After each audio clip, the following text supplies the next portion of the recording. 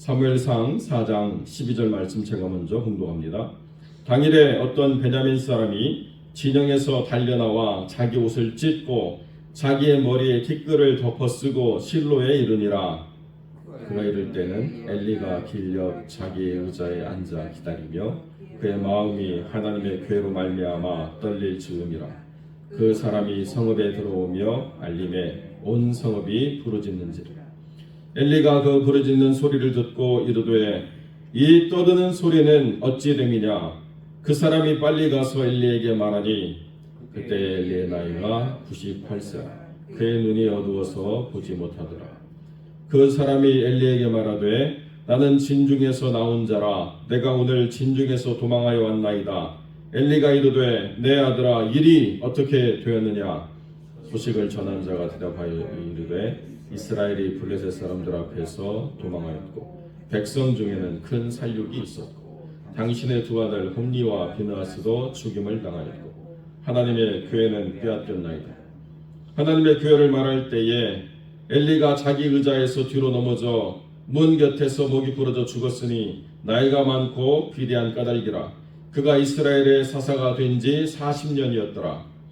그의 며느리인 비느하스의 아내가 임신하여 해산 때가 가까웠더니 하나님의 교회를 빼앗긴 것과 그의 시아버지와 남편이 죽은 소식을 듣고 갑자기 아파서 몸을 구부려 해산하고 죽어갈 때에 곁에 서 있던 여인들이 그에게 이르되 두려워하지 말라. 내가 아들을 낳았다 하되 그가 대답하지도 아니하며 관념하지도 아니하고 그 이르기를 영광이 이스라엘을 떠났다 하고 이미 이름을 이가봇이라 했으니 하나님의 교회가 빼앗겼고 그의 시아버지와 남편이 죽었기 때문에 함께 있습니다. 또 이르기를 하나님의 교회를 빼앗겼으므로 영광이 이스라엘에서 떠났다 하였더라. 아멘. 본문의 말씀을 가지고 하나님의 영광이 떠나다라는 제목으로 말씀을 함께 나누겠습니다.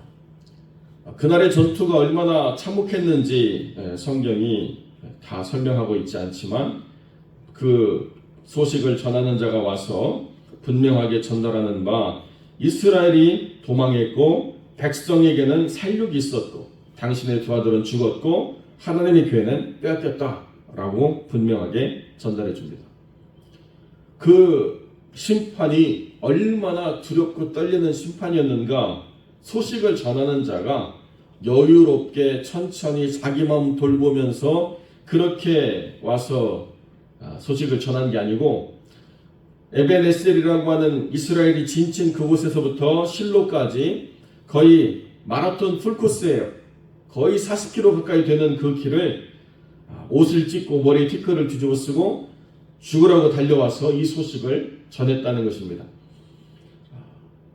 전쟁도 힘든데 그 전쟁 중간에 그 모든 살육의 현장을 지켜보면서 나라도 소식을 전해야 되겠다라고 생각하고 도망하면서 거의 40km를 달려서 이렇게 소식을 전했다는 것이 그 사람이 체력이 좋아서 그 사람이 달리기를 잘해서가 아니라 그 전쟁의 참혹한 그 충격이 너무나 두렵고 떨리기 때문에 그 두려움에 압도당해가지고 이렇게 자기 몸을 돌보지 않고 이스라엘 패배에 대한 소식을 실로에 와서 전하는 모습을 우리에게 보여주고 있습니다.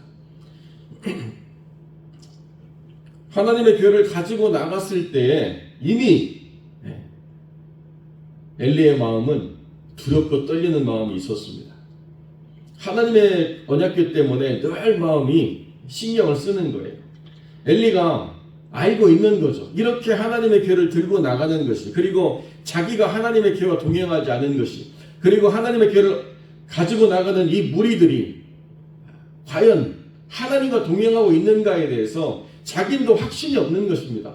그냥 그렇게 하겠다라고 장로들이 와가지고 끌고 나가니까 뭐 어쩔 수 없이 98세나 되는 이 할아버지가 막을 방법이 없었다라고 말하면 그것도 맞는 이야기가 되겠지만 한마디도 그것이 아니다라고 말하지 않고 그저 다 행하는 대로 허락하고, 원래 홈리와 비느하스가 그렇게 악을 행해도 한마디도 하지 않았던 것처럼 하나님의 언약궤를 들고 나가는데도 아무런 제재나 아무런 바른 소리를 했다라는 기록이 성경에 드러나지 않고 있습니다.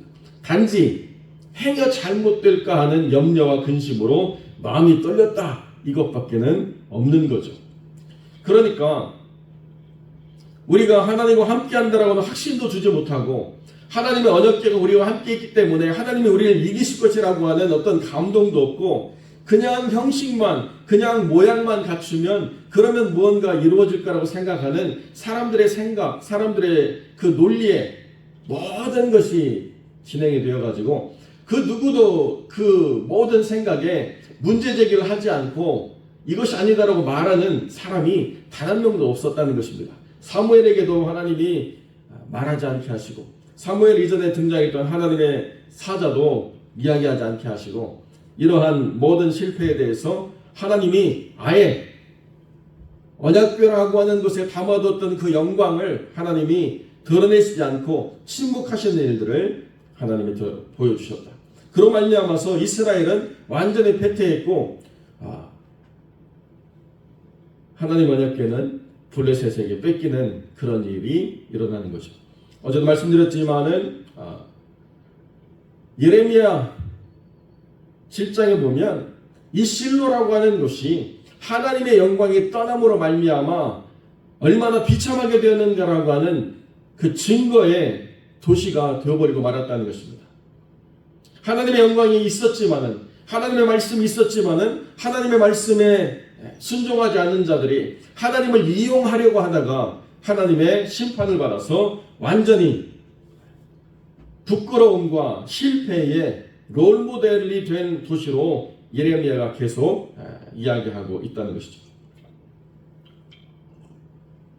그러니까 하나님이 모양을 갖췄다라고 해서 동의하시는 게 아니라는 거예요. 형식이 바르다라고 해서 하나님이 동의하시는 게 아니고, 정말 중요한, 가장 중요한 가치, 하나님이 우리와 함께 하시고 우리가 하나님을 존중히 여기고 순종하는가라고 하는 이 긴밀한 가치를 내가 확신할 수 없을 때, 그때 하나님의 은혜를 바란다라고 하는 것이 얼마나 불분명한가라고 하는 것을 우리가 알아야 된다는 거죠. 엘리는 눈도 어두워지고 여러 가지 몸에 제약이 있었습니다. 그것이 단순히 나이의 문제가 아니라는 거예요. 계속 엘리와 사무엘을 비교하면서 사무엘은 하나님의 전에 머물렀지만 엘리는 하나님의 전에 머물지 않았다라고 하는 그 삶의 자리를 분명히 보여주면서, 그렇기 때문에 단순히 육신의 눈이 어두워지는 게 아니고 영적인 분별력도 어두워졌고, 또 몸이 비대한 까닭에 목이 부러져 죽었다라고 말하지만, 여기 지금 히브리 원문으로 계속 등장하는 게 뭐냐면 이가봇, 영광이 떠났다 이야기하는데 카보드거든요. 카보드, 영광이라고 하는 말이에요. 중함, 무거움. 그런데 나이가 많고 비대한 까닭이라고 말하는 18절에 그 비대하다라는 것이 카보드, 똑같은 단어예요. 그 단어를 통해서 뭘 비교하느냐, 엘리는 자기를 중하게 여겼다는 거예요. 자기의 삶의 안정을 추구했다는 거예요. 눈도 어두워지고 자기의 삶의 안정을 취하고, 그러니까 영적인 분별력도 없고 자기의 삶의 안정과 평안을 취하면서 자기중심적인 삶을 살아가게 되니까 40년 동안 사사로 있었지만 그 결론이 뭐냐? 실패다는 거예요. 실패. 여러분, 지금도 그렇지만 그 옛날에 58세에 사사로 하나님이 쓰셨다. 그래서 40년 동안 하나님의 사사로 살아갔다. 이거 숫자로만 이야기하면 정말 대단한 것 아니겠습니까? 58세에, 그때 당시에 50세를 살아가는 것도 힘든 그 시대에 58세를 살았는데 그때 하나님이 이스라엘의 사사로 부르셨다는 거예요. 그러면 이제 인생을 정리해야 될 때에 하나님이 나를 사사로 부르셨다 그러면 내가 더 이상 세상에서 무언가 의미와 가치를 두지 않고 이제 이 주어진 나이부터 하나님이 오라고 하시는 그 순간까지 하나님의 영광을 위해서 살아가겠다, 이 결단할 수 있지 않습니까? 그런데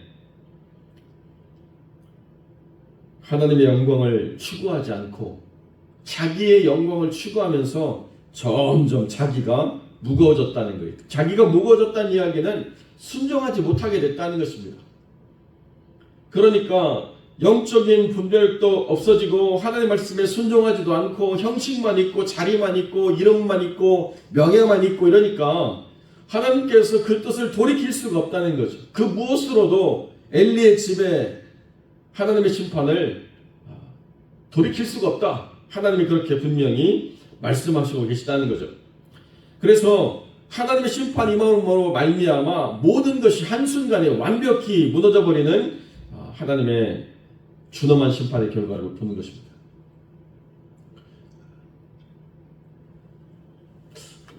제 지금 삶이 그렇기 때문에 관심 있게 보는데요. 한 60년, 50년, 60년 된 집을 잘 고쳐가지고 그렇게 집을 예쁘게 만들어서 판다고 하는 집이 있는데요. 그런 집에 대해서 이렇게 질문을 드리니까 그게 아니고 그냥 싹 밀어가지고 완전히 빈 땅에다가 새롭게 짓는 것이 훨씬 더 낫습니다. 이렇게 말씀들을 하시는데 딱 이 상황이에요. 기초가 엉망이고 구조가 엉망이고 모든 문제가 가득한데 그걸 어떻게 팬시하게 꾸며가지고 이것을 좀 어떻게 해보겠다. 하나님이 그렇게 이제는 허용하지 않으시겠다는 거예요. 완전히 밀어버리고 새로운 기준으로 새로운 역사를 하나님이 써가시겠다. 이렇게 하나님이 말씀하신다는 거죠. 여러분 골동품인데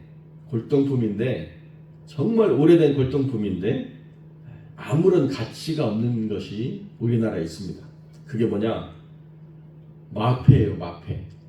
여러분 조선시대의 마패라고 하는 것은 그 말을 사용할 수 있는 그 횟수가 그 그림으로 그려져 있어서 말이 한 개 그려져 있으면 한 마리만 타고 움직이는 것이고 말이 5개 그려져 있으면 말을 5번 갈아타고 왕의 명령을 수행할 수 있는 그런 권한이 있죠. 공무원이라고 하는 것을 증명하는 권한이고 우리는 그 마패를 암행어사가 자기 증명할 때 쓰는 그런 도구로 우리가 이해하고 있지 않습니까? 우리가 우연히 그런 암행어사에 사용하던 마패를 누군가로부터 선물을 받았다. 여러분 그 얼마나 값어치가 있을 것 같습니까? 진짜로 300년 400년 뭐 된 마패를 내가 받았다 그러면 그걸 들고 가가지고 앤틱샵에 가서 이거 돈으로 환전하고 싶습니다. 그래도요 그 앤틱샵의 주인들이 거들떠보지도 않습니다. 왜 그런 줄 아세요? 그 옛날에도 하도 위조가 많아가지고 200년 300년 된 가짜가 너무나도 넘쳐서 마패는 오래됐지만 골동품으로서의 가치가 하나도 없습니다. 이건 그냥 무거운 쇳덩이일 뿐이에요. 그냥 기념품으로 장식할 수는 있어도 이게 어떤 값이 있다라고 말할 수 있는 것이 아니라는 거죠. 가짜는 아무런 의미를 가질 수가 없는 거죠. 신앙도 마찬가지라는 거예요. 교회도 마찬가지라는 것입니다. 하나님의 영광이 임하고 하나님의 영광이 그 삶에 충만한 것을 바라보게 될 때 우리는 그 하나님의 영광으로 인해서 우리가 누구인가를 깨닫게 되는 것입니다.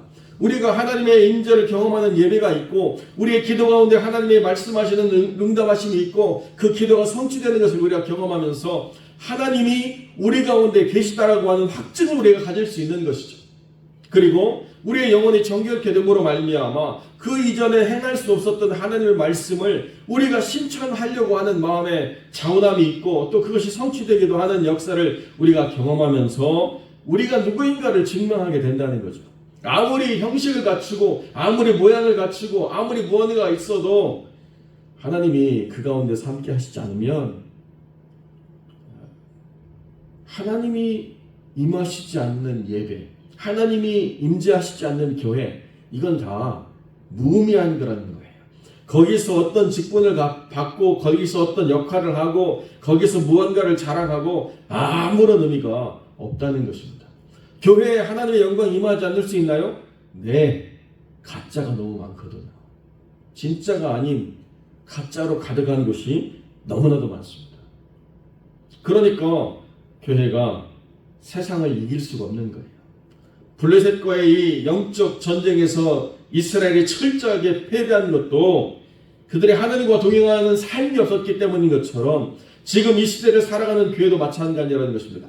아무리 많은 사람들이 모이고 언약궤를 갖다 놓고 무슨 형식을 차려도 하나님이 함께 하신다라고 하는 삶의 결과를 가지고 나와서 하나님과 동행하는 삶으로 세상과 맞서 싸우는 그런 싸움에 실제가 없으면 이내 곧 다 사라지게 돼 있다는 것입니다.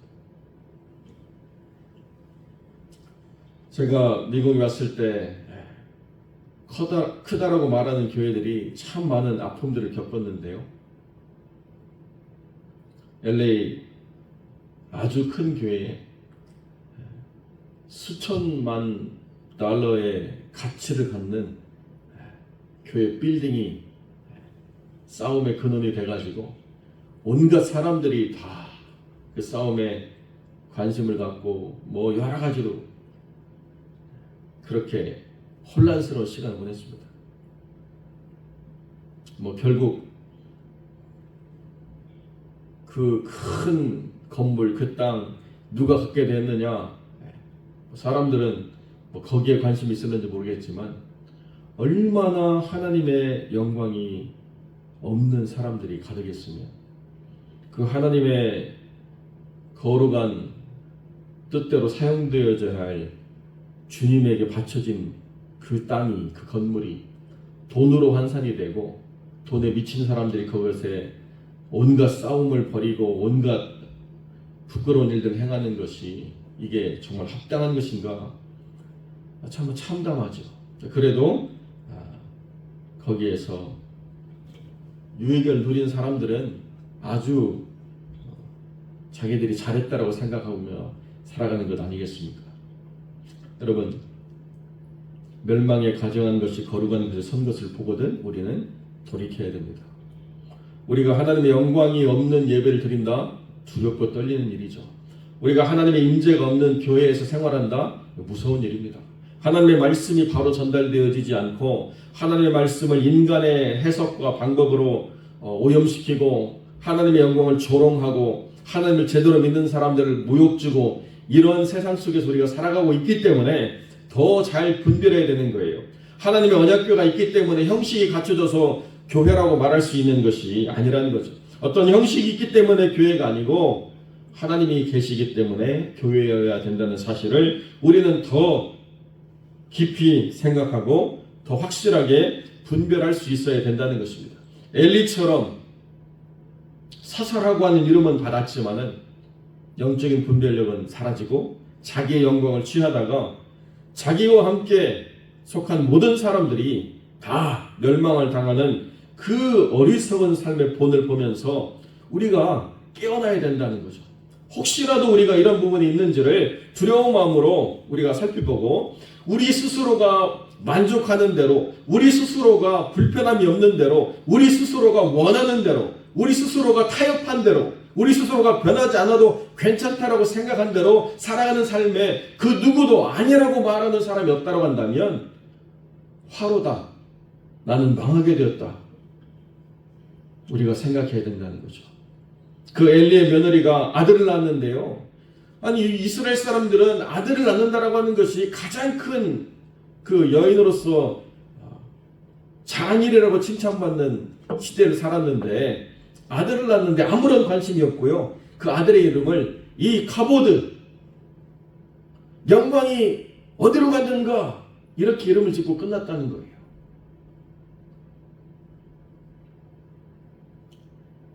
시아버지가 사사고 남편이 제사장이고 시동생이 제사장인데 하나님의 영광이 어디로 갔는가라는 이름을 아들에게 물려주고 그 가문이 끝났다는 거. 하나님의 영광이 여기에 있다라고 이름 주지 못하는 삶이 되었다는 것이 참 비참한 거죠. 돌이켜야 될 때 그때 속히 돌이켜야 됩니다.